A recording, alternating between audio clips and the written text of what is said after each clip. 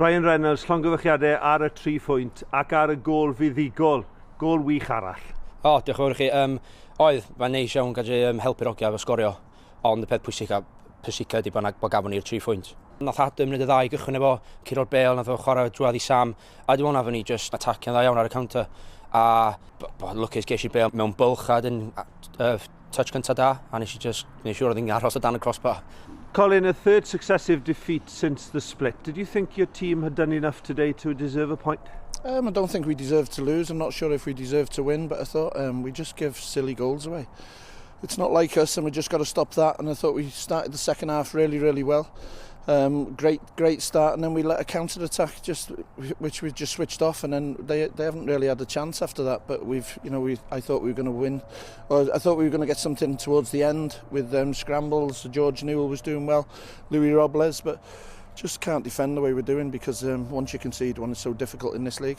Yn erbyn y Bala, mae wastad yn gêm tyn iawn. Maen nhw'n gorffordd gryf 3-3 pan dathon nhw lawr fan hyn yn y ffeis gyntaf, ac heddi o'n i'n gwybod bod i'n mynd i fod yn tyn. Cynllun dyn ni'n os iau, a nath ni newid yn gyfan gwbl neithiwr mewn i bore yma, achos o'n i ddim yn hapus ffordd y peth yn gweithio yma. So, boys i waren brilliant, ac gol gan Ryan eto sydd yn ddigon i ennill unrhyw gêm. I think we were the team pushing to win it. We'll try and get back in it, but the goal we give away is just scandalous from our standards, really. We just had to talk about it there. You know, it's strong words that it doesn't mean enough to them.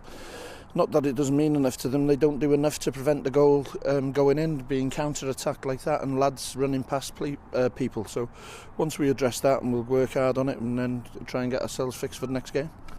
A pa mor wystredig oedd dwi'n siŵr fel reolwr i ildio mor gynnal yn yr ail hanner oedd Ben yn dyddwylo? Ie, hollol fed up i fod yn onest, achos ni just trafod e'n gweithio arno fe hefyd, achos dan beth ddigwyddodd yn y gêm gyntaf.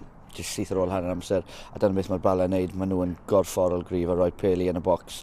Yn sicr y post yn pella, ac ni heb agor ni'n corff ni i weld hynny, a heb stopo'r pel cyntaf chwaith. Ond just falch i fod dros y llinell yn y diwedd wedyn gyda'r buddigoliaeth. O bersbectif chwaraewr, chi wedi codi'r pedwerydd safle hyn o'ma. Di e'n amhosibl i gyrraedd y trydydd safle? Na, dwi'n meddwl 7 pwynt ydi o, a dyn chwarae byn Haver West y holl ffordd rwan. So, na, mae o'n gêm enfawr i ni. Os ni'n gallu mynd yna gobeithio gael 3 pwynt, mae o'n agor y trydydd safle yn fyny ni. 7 pwynt tu ôl Hwlffordd, 7 gêm i fynd, i chi'n teithio lawr i ddôl y bont yn y gêm nesaf, gêm enfawr arall. Ie, diddorol na gwe. Gawn ni weld, nawn ni yn god y glas i ennill y gêm a curo Hwlffordd, ac gawn ni weld ble ni. Mae'n digon o gêmau ar ôl, ond yn sicr fy ni ddim yn rhoi lan, ac ni yna fe.